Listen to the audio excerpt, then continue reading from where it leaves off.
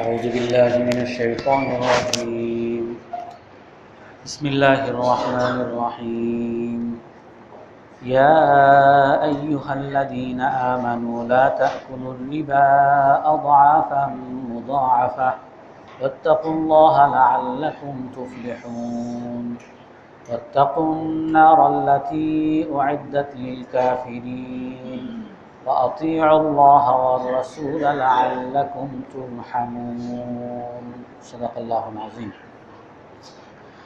আল্লাহ তাআলা বলেন, হে ঈমানদারগণ, তোমরা সুদ দ্বিগুণ অতিগুণ করে ভক্ষণ করো না, আর তোমরা আল্লাহকে ভয় করো যাতে তোমরা সফল হতে পারো, এবং তোমরা জাহান্নামকে ভয় করো যা কাফেরদের জন্য তৈরি করা হয়েছে, আর তোমরা আল্লাহ এবং রাসূলের অনুসরণ করো, আল্লাহ এবং রাসূলকে মান্য করো যাতে তোমরা দয়া প্রাপ্ত হও। তো এই আয়াতের মধ্যে আল্লাহ তাআলা মূলত এটা উহুদের ঘটনা চলতেছে। তো বদরের সাহায্যের কথা আল্লাহ তাআলা উহুদের মধ্যে আনেন, যাতে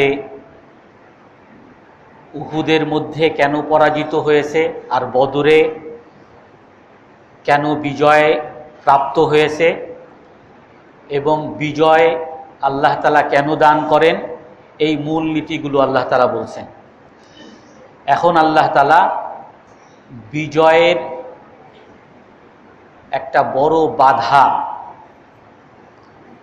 বিজয় না আসার, সাহায্য প্রাপ্ত না হওয়ার একটা বড় মূলত কারণ সম্পর্কে আল্লাহ তাআলা এখানে সতর্ক করতেছেন যে, হে মুমিনগণ, তোমরা সুদ ভক্ষণ করবে না, অর্থাৎ হারাম ভক্ষণ করবে না। কারণ হারাম ভক্ষণ করলে কোনো দোয়াই, কোনো ইবাদতই আল্লাহ তাআলার কাছে আর কবুল হয় না। হারাম ভক্ষণ করলে নামাজ কবুল হয় না। হাদিসের মধ্যে আসছে যে কিয়ামতের দিন অনেক মানুষ আসবে তেহামা পাহাড় সমপরিমাণ সওয়াব নিয়ে, কিন্তু সমস্ত সওয়াবকে আল্লাহ তাআলা ধূলিসাৎ করে দিবেন। সাহাবায়ে কেরাম জিজ্ঞেস করেন, কারা তারা? বলে, তারা তোমাদের মতো নামাজ পড়তো, তোমাদের মতো তাহাজ্জুদ পড়তো, তোমাদের মতো রোজা রাখতো, কিন্তু তারা হারাম কাজ করত, হারাম ভক্ষণ করত। তো নামাজ তার কবুল হবে না, এমনিভাবে রোজা কবুল হবে না। আল্লাহ তাআলা হাদিস, আল্লাহ রসুল হাদিসে বলেন যে রোজা রাখলো অথচ গুনাহের কাজ, গুনাহের কথা ত্যাগ করলো না, ওয়ালাম ইয়াদা কাওলা জুরি ফালাইসা লিল্লাহি হাজাতুন ফি আইয়াদা তাআমাহু ওয়া শারাবা, যে রোজা রাখলো কিন্তু হারাম ত্যাগ করতে পারলো না, আল্লাহ তাআলার কোনো দরকার নাই তার উপবাস থাকার। এমনিভাবে রোজা যদি কেউ, হজ যদি কেউ করে, হারাম ভক্ষণ করে, হাদিসের মধ্যে স্পষ্ট আসছে যে যখন সে লাব্বাইক আল্লাহুম্মা লাব্বাইক বলে, আল্লাহ তাআলা বলেন যে তোমার লাব্বাইক আমার কাছে গ্রহণযোগ্য না, তোমার হাজিরি আমার কাছে গ্রহণযোগ্য না। এমনিভাবে যখন মানুষ দোয়া করে, আল্লাহ তাআলা দোয়াও কবুল করেন না। রসুল হাদিসে বলছেন যে অনেক মানুষ সফর করে, তার চুল এলোমেলো, শরীর ধুলো ধুলো বালি মিশ্রিত, আর সে আল্লাহর কাছে দোয়া করতে থাকে, হে আল্লাহ, হে আল্লাহ, ফাআন্না ইউস্তাজাব লাহু, তার দোয়া আল্লাহ তাআলা কিভাবে কবুল করবেন? কারণ মাতআমুহু হারাম, তার খাবার হারাম, পানীয় হারাম, তার পোশাক হারাম। এই জন্য আল্লাহ তাআলার সাহায্য পাওয়ার বড় বাধা, আল্লাহ তাআলার কাছে দোয়া কবুল হওয়ার বড় বাধা, আল্লাহ তাআলার কাছে ইবাদত কবুল হওয়ার বড় বাধা হারাম ভক্ষণ করা। সেই সম্পর্কে আল্লাহ তাআলা বলতেছেন, হে মুসলমানগণ, তোমরা যদি বিজয় চাও, আল্লাহ তাআলার সাহায্য চাও, আল্লাহ তাআলার রহমত চাও, তাহলে তোমরা এই কাজের ব্যাপারে সতর্ক থাকো, তোমরা সুদ ভক্ষণ করবে না দ্বিগুণ অতিগুণ করে।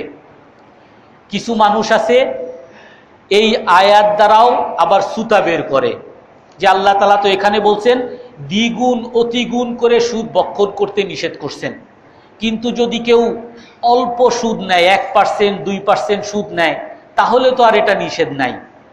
আল্লাহ তাআলা খুব স্পষ্ট করে এই সমস্ত ধাপ্পাবাজ বা মানুষের কাছে বিভ্রান্তি ছড়াবে, এই জন্য আল্লাহ তাআলা স্পষ্ট বলে দিয়েছেন আহাল্লাল্লাহুল বাইআ ওয়া হাররামার রিবা। আল্লাহ তাআলা বেচা কিনা, ব্যবসাকে হালাল করছেন, সুদকে হারাম করছেন। এই বেশি কম কোন সুদ, কম হোক বেশি হোক, সমস্ত সুদকে আল্লাহ তাআলা হারাম করছেন।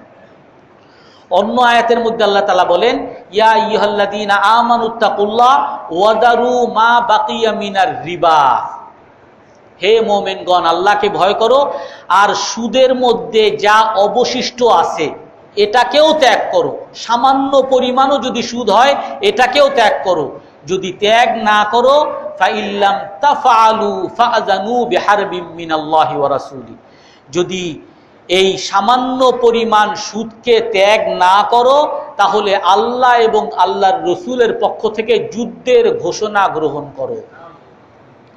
এই জন্য এই আয়াতের তাফসীরের মধ্যে হযরত আব্দুল্লাহ ইবনে আব্বাস রাদিয়াল্লাহু তাআলা আনহু বলেন যে কিয়ামতের দিন যারা সুদখোর হবে তাদেরকে বলা হবে খুদ সালাহাক, তোমার অস্ত্র তুমি ধারণ করো, তোমার সাথে এখন যুদ্ধ হবে, যুদ্ধের জন্য প্রস্তুতি নাও।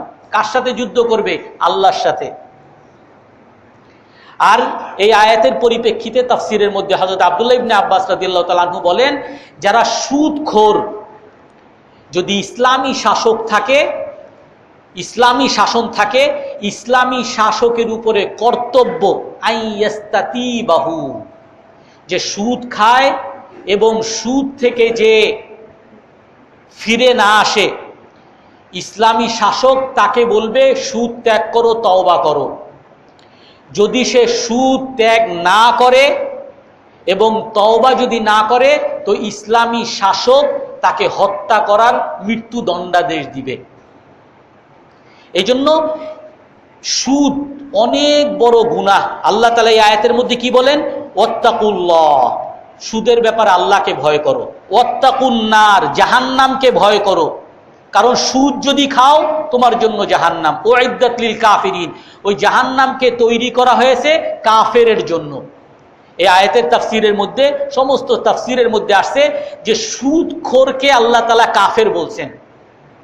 যেই সুদখোররা সুদ খায় আর বিভিন্ন বিভ্রান্তি ছড়িয়ে খায়, হালাল মনে করে খায়, যে সুদ ছাড়া এই যুগে আর চলা সম্ভব না, সুদ ছাড়া এই যুগে আর লেনদেন সম্ভব না, সুদ আর কি, এটাও তো লাভ খায়, আমি একটু সুদ খাই। যারা এরকম ওই হারাম সুদকে হালাল বানিয়ে খায় তারা কাফের হয়ে যায়, আর তাদের জন্য জাহান্নাম তো প্রস্তুত করা হয়েছে। এই জন্য আল্লাহর রসুল সুদের ভয়াবহতা সম্পর্কে আমাদেরকে সতর্ক করার জন্য বলছেন আর রিবা ইতনানি ওয়া সাবউনা বাবান, রিবার সুদের ৭২টা স্তর আছে। আর একটা হাদিসে আছে ৯৯টা স্তর আছে সুদের। ওয়াইসারুহা, আর সুদের সবচেয়ে নিম্ন স্তর, সবচেয়ে ছোট সুদের গুনাহ হলো আইয়ানকিহার রাজুলু উম্মাহ, মানুষ তার মায়ের সাথে জিনা করা, ব্যভিচার করা। এটা যত বড় গুনাহ, এটা হলো সুদের ওই ৯৯ স্তরের মধ্যে সবচেয়ে নিম্ন স্তরের সুদের গুনাহ। সহিহ হাদিস। ও আরবার রিবা, আর সবচেয়ে বড় গুনাহ সুদের মধ্যে সবচেয়ে বড় সুদ, বড় গুনাহ হলো ইস্তিতালাতুর রাজুলি ফি ইরদি আখিহিল মুসলিম, কোন মুসলমান তার মুসলমান ভাইয়ের সম্মানকে হানি করা, এটা সবচেয়ে বড় গুনাহ। সবচেয়ে নিম্ন স্তরের গুনাহ হলো নিজের মায়ের সাথে ব্যভিচার করা, নাউজুবিল্লাহ। আর এর ৯৯ ভাগ উপরের স্তরের গুনাহ হলো কোনো ভাইকে অপমান করা। আমরা অহরহ মানুষকে অপমান করি। সহিহ হাদিস। আর এক হাদিসের মধ্যে আসছে আর রিবা দিরহামুম মিন রিবা ইয়াকুলুহুর রাজুলু ওয়া হুয়া ইয়ালাম, মানুষ ১ দিরহাম, ১ টাকা সুদ খাওয়ার কিরকম গুনাহ? আল্লাহর রসুল বলেন আইসারু মিন সিত্তিন ওয়া সালাসিনা জানিয়া। 1 দিরহাম সুদ বক্ষণ করা 33 বার বেবিচার করার চেয়েও বেশি মারাত্মক গুনাহ। 33 বার যদি বেবিচার করে, ধর্ষণ করে, যেরকম গুনাহ আর যেরকম পাপ হবে, এর চেয়ে বেশি পাপ হবে সে যদি 1 দিরহাম 1 টাকা সুদ হিসাবে ভক্ষণ করে। আল্লাহ রসুল আর এক হাদিসের মধ্যে বলেন, যারা সুদখোর হবে তাদের পেট কিয়ামতের দিন এরকম বড় হয়ে যাবে, আর বড় পেট হওয়ার কারণে তারা দাঁড়াতে পারবে না, তারা দাঁড়াতে যাবে আর ওই পেটের কারণে তারা পড়ে যাবে। কোরআনের মধ্যে আসছে, আল্লাযীনা ইয়াকুলুনা রিবা ইয়াকুমুনা কামা ইয়াকুমুন নাস আল্লাযী ইয়াতাখাব্বাতুহুশ শাইতান।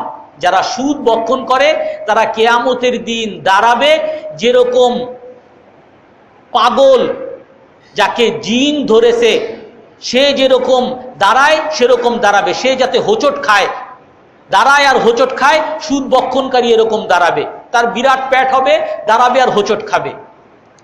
আর তারা যেই পথে এরকম দাঁড়াবে, তাদেরকে যেখানে রাখা হবে, ওখান থেকে ফেরাউনের গোষ্ঠীকে, ফেরাউনের পরিবারকে, কোরআনের এক জায়গায় আসছে, ফেরাউনের পরিবারকে প্রতিদিন জাহান্নামের মধ্যে সকালে একবার নিয়ে নিক্ষেপ করা হবে, আবার ওখান থেকে বের করে আর এক জায়গায় নিক্ষেপ করা হবে। যেই পথ দিয়ে তারা চলাফেরা করবে, ওই ফেরাউনের পরিবার ওই পথের মধ্যে সুদখোররা শুয়ে থাকবে।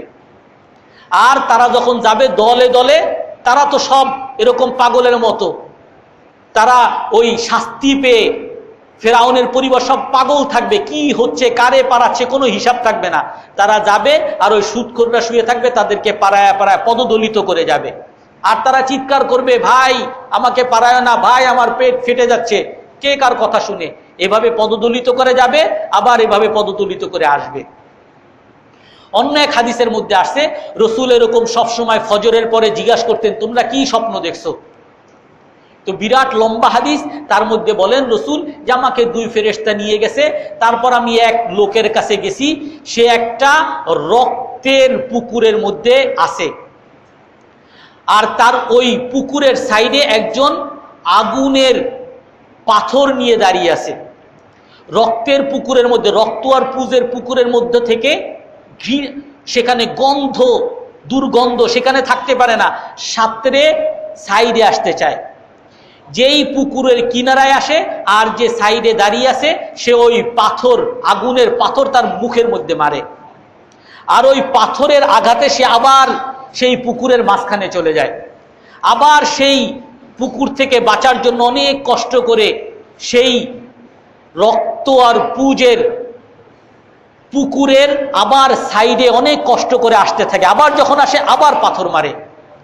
তখন রসুল জিজ্ঞাসা করেন যে কে? তখন ওই 2 ফেরেশতা বলে, এরা হলো দুনিয়াতে আপনার উম্মতের মধ্যে যারা সুদ বক্ষণ করছে।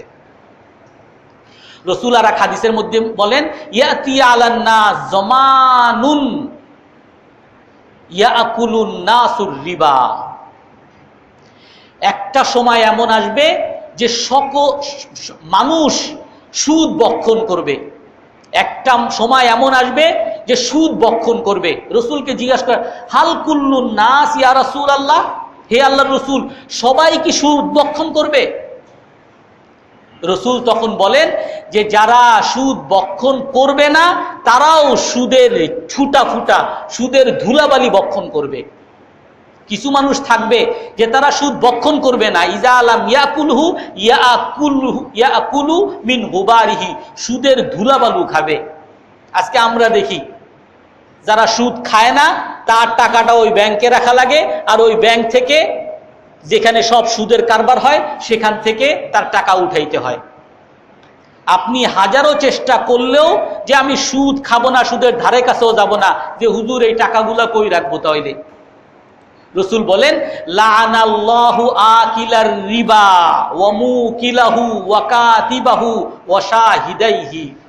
আল্লাহ তাআলা রহমত থেকে বঞ্চিত করেছেন, রহমতের মধ্যে রাখেন নাই, রহমত থেকে দূরে সরিয়ে দিয়েছেন কাকে?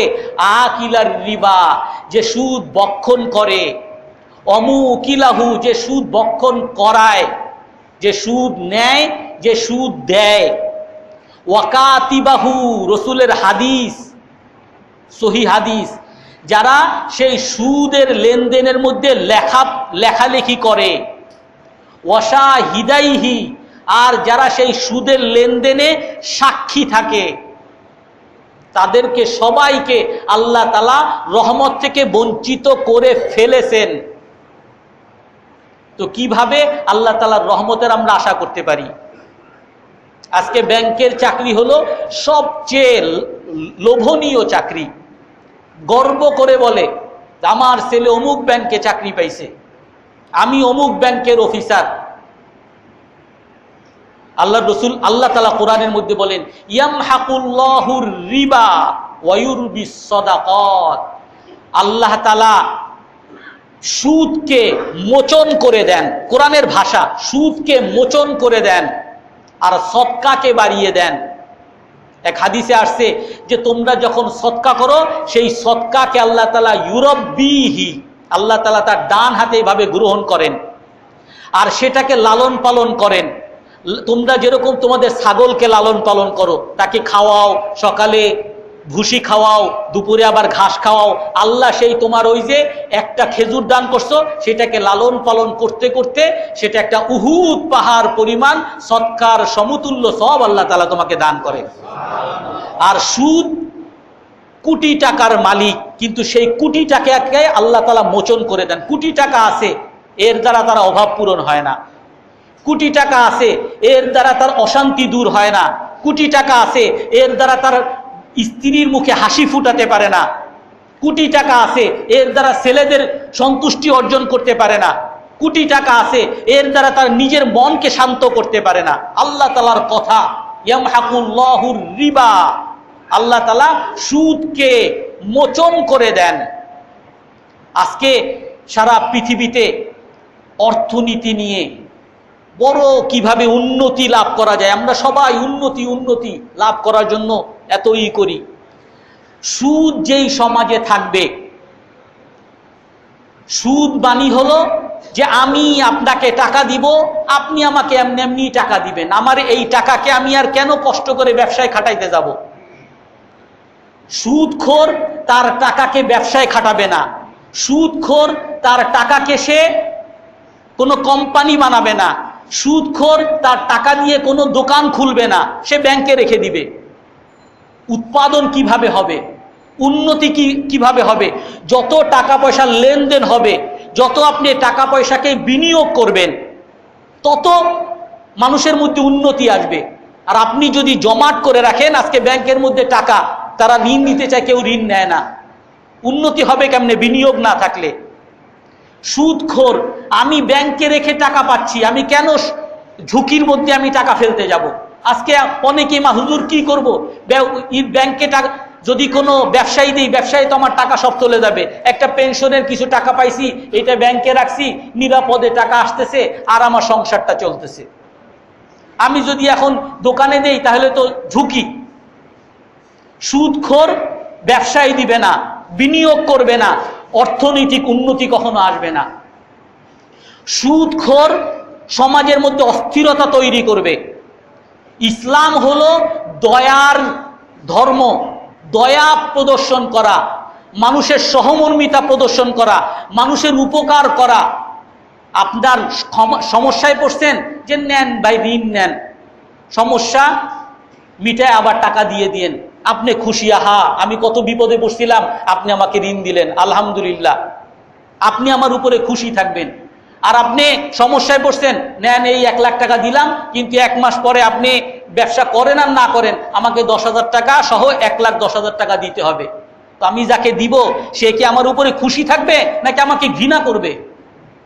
সমাজের মধ্যে অস্থিরতা তৈরি হবে, মানুষের মধ্যে হৃদ্যতা থাকবে না, সহমর্মিতা বলে কিছু থাকবে না, মানুষের রক্ত চুষা সমাজ হবে,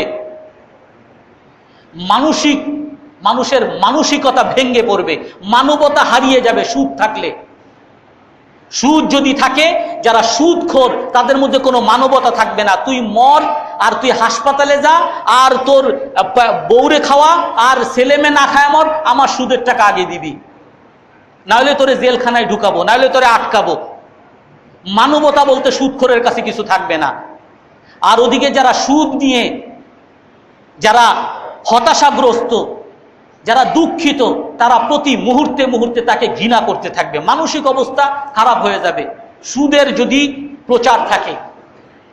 সুদ কাকে বলে? সুদ হলো দুই রকম। একটা হলো সময়ের পরিবর্তে টাকা নেওয়া। রসুলের যুগে, অন্ধকার যুগে এটা খুব বেশি ছিল। ঋণ নিছে 10,000 টাকা, 1 সপ্তাহ পরে দিবা।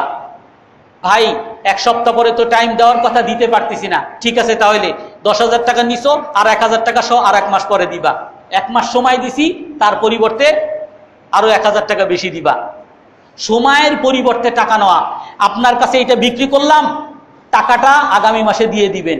আগামী মাসে দিতে পারি নাই, ঠিক আছে তাহলে যদি আপনি 6 মাস পরে টাকাটা দেন, তাহলে এটার দাম আপনি দিবেন 20,000 টাকা। আর এখন যদি নগদ নেন তাহলে দিবেন 15,000 টাকা। সুদ। যে না হুজুর আমি তো ব্যবসা করছি। আপনি যে ওই যে সময়ের কারণে এখন নিলে, নগদ নিলেই আর বাকি নিলেই, এটাই হলো সুদ। রসুলের স্পষ্ট হাদিস, এখানে কোনো বিভ্রান্তির কিছু নাই, সুতা বের করার কিছু নাই। আপনি সুতা বের করতে পারেন আপনার মতো, আপনি আল্লাহর সাথে আপনি বুঝবেন।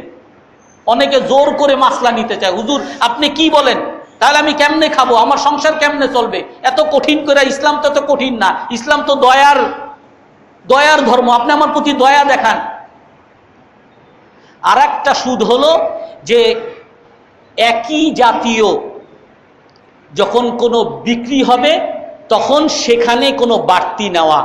একই জাতীয়, আপনি টাকার বিনিময়ে টাকা নিতেছেন, পুরান টাকা আপনি 100 টাকা দিলে নতুন টাকা 90 টাকা পাবেন, এটা হলো সুদ।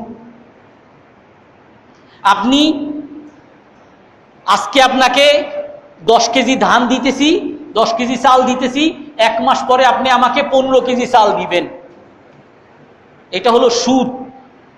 ধানের পরিবর্তে ধান সমান হইতে হবে যদি কোনো বিক্রি হয়, টাকার পরিবর্তে টাকা সমান হইতে হবে। একই জাতীয় কোনো বস্তু যদি হয়, সেখানে যদি কোনো বাড়তি থাকে, সেটা হলো সুদ। আর একই জাতীয় যদি না হয়, আমি চাল দিতেছি, আপনি আমাকে জামা দিতেছেন, এখন ওই জামার দাম যদি 10 টাকাও হয়, আর আপনি যদি আমার কাছে 15 টাকা চান, আর আমি যদি 15 টাকায় রাজি হই, 15 টাকার ধান আপনাকে দিলাম, জায়েজ আছে। এটি হলো ব্যবসা। আমি আপনার কাছে 100 টাকা দিছি, তার পরিবর্তে আপনি আমাকে বলছেন যে আপনাকে আমি এই ফার্নিচারটা 1 মাস পরে দিব। 100 টাকার বিনিময় এই ফার্নিচার, কিন্তু এই ফার্নিচারের দাম হলো আসলে 50 টাকা। কিন্তু আমি যদি রাজি হয়ে যাই, ঠিক আছে এটা যদিও অন্য জায়গায় 50 টাকা পাওয়া যায়, কিন্তু আপনার কাছ থেকে আমি 100 টাকাই নিব, এটি হলো লাভ, ব্যবসা। যদি একই জাতীয় না থাকে, হ্যাঁ তবে এখানে আবার একটা কথা আছে, অতি মুনাফা, এটাও আবার ইসলামে জায়েজ নেই।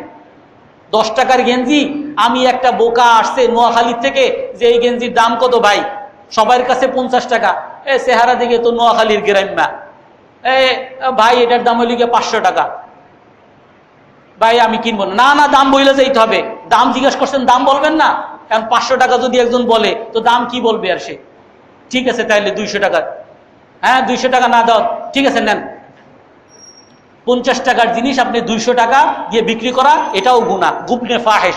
রসুল গুবনে ফাহেশ থেকে, অতি মুনাফা থেকে নিষেধ করছেন। হ্যাঁ আপনি লাভ করেন, কাছাকাছি লাভ করেন, 10 টাকার জায়গায় 15 টাকা করেন, 15 টাকার জায়গায় 20 টাকা করেন, সমস্যা নাই। তো সুদ হলো দুই রকম। একটা হলো সময়ের বিনিময়ে টাকা নেওয়া, মেয়াদ দিচ্ছেন আপনি, যেটা ব্যাংক যেটা করে, ব্যাংকের কাছে আমি যদি টাকা রাখি 6 মাস পরে আমাকে এত টাকা দিবে, প্রতি মাসে এত % দিবে, এগুলো হলো সুদ। আল্লাহ তাআলা আমাদের সবাইকে এই সমস্ত সুদ থেকে বেঁচে থাকার তৌফিক দান করেন। আর কোনো প্রশ্ন আছে? আমি একজনকে এক সময় হেল্প করছি, কিন্তু পরবর্তীতে বিপদে পড়েছি।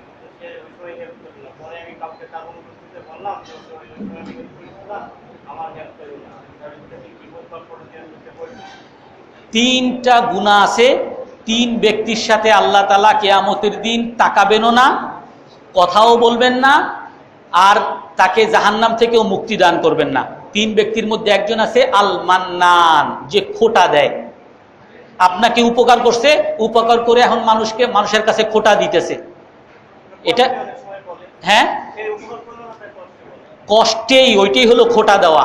কষ্টেই আমি আপনাকে দিছি তো আল্লাহকে খুশি করার জন্য দিছি। আমি আর একজনকে কেন বলতে যাবো যে তারে আমি দিছি, দেখো সে এখন আমার উপকার করে না। আমি কি আপনার উপকারের জন্য দিছি না আমি কি আল্লাহর কাছ থেকে পাওয়ার জন্য দিছি? এটার নামই হলো খোটা।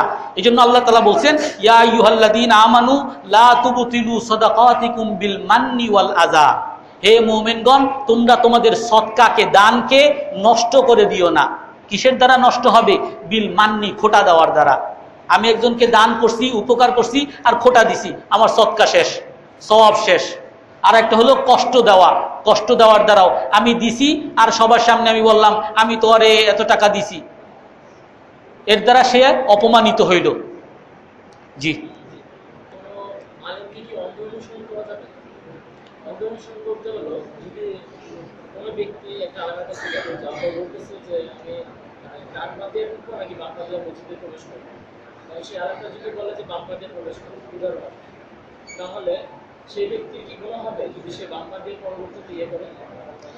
সে ব্যক্তি যদি, এই জন্য আলেমকে অনুসরণ করার আগে তাকে জানতে হবে এই আলেম সহি আলেম নাকি বাতিল আলেম, এইটাকে জানতে হবে।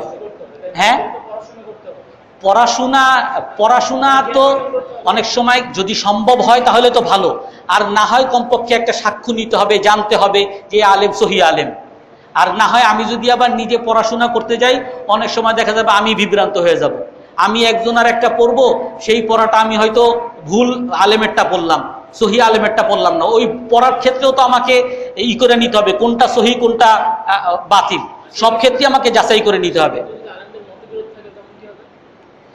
আলেমের মতবিরোধ থাকতেই পারে। যদি এই মতবিরোধটা কিসে, যদি কোনো সুন্নত মুস্তাহাবে মতবিরোধ থাকে তো এটা স্বাভাবিক বিষয়। যদি মতবিরোধ থাকে হারাম ফরজে, একজনে নামাজই পড়ে না, আমি তাকে অনুসরণ করতে পারবো না, কিন্তু নামাজ পড়ে সবই করে, কিন্তু তার ওই মুস্তাহাবের মধ্যে একটু মতবিরোধ, তো এখানে তো উনিও হক উনিও হক।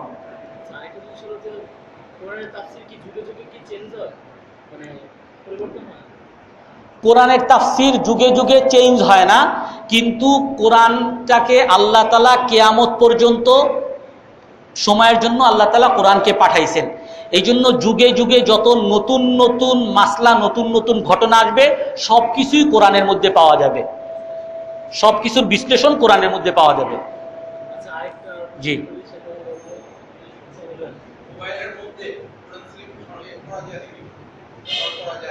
আমরা আগে বলছিলাম কোরআন শরীফ যদি মোবাইলের মধ্যে রাখা হয়, সেই মোবাইল নিয়ে অনেক সময় বাথরুমে যাওয়া হয়, বিভিন্ন জায়গায় যাওয়া হয়, এর দ্বারা কোরআনের অসম্মান হয়। এই জন্য মোবাইলের মধ্যে কোরআন শরীফ না রাখা। তারপরেও যদি কেউ কোরআন শরীফ রাখে আর যদি খুলে রাখে, তাহলে এটা কোরআনের হুকুম। কোরআনকে যেমন ছাড়া, অজু ছাড়া ধরা যায় না, সেই মোবাইলকেও তখন অজু ছাড়া ধরা যাবে না যদি কোরআন খোলা থাকে। তো সেই ক্ষেত্রে আমাদের অনেক সময় অজু ছাড়া আমরা মোবাইল ধরি। এই জন্য উত্তম হলো কোরআনের মধ্যে, মোবাইলের মধ্যে কোরআন না রাখা। আর যদি কেউ রাখে তাহলে অবশ্যই সেই সম্মান রাখার ব্যাপারে তার সচেতন থাকতে হবে। জি বলেন। হ্যাঁ, আচ্ছা, কোরআনের যদি অর্থ থাকে, হ্যাঁ, সেটাও ওটাও একই অবস্থা হবে, যে ওটারও সম্মান রক্ষা করতে হবে। শুধু অর্থ না, তাহলে সমস্যা নেই, তাহলে তারপরও সম্মান রাখতে হবে, তারপরও সম্মান রাখতে হবে। জি, যদি যারা শেভ করে সব যদি শেভের গোষ্ঠী হয় তাহলে নামাজ পড়া যাবে। আর যদি শেভ ছাড়া কেউ নাই, তখন যে কোনো একজনের পিছনে নামাজ পড়া যাবে। কিন্তু যদি শেভ ছাড়া যদি কেউ হয়, তার পিছনে নামাজ পড়লে মাকরু হয়, কিন্তু কেউ না থাকলে পড়তে হবে অবশ্যই। জি জি, সুদ, এটা সুদ। জি,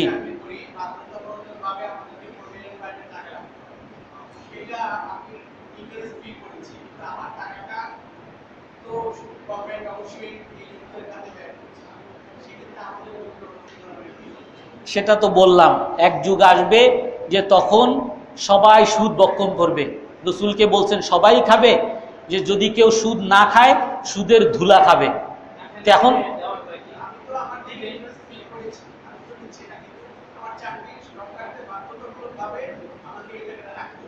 এখন আপনি রাখছেন, আপনি যদি চান যে এর থেকে বাঁচতে, আপনি যখন টাকাটা নিবেন তখন যে টাকাটা মনে করতেছেন যে এটা সুদে কাজে লাগানো হয়েছে বা সুদ হিসাবে আসছে, সেটা আপনি দিয়ে দেন কাউকে, ঝামেলা শেষ। বা পুরোটাই সদকা করে দেন, তাহলে তার কোনো ঝামেলাই নেই।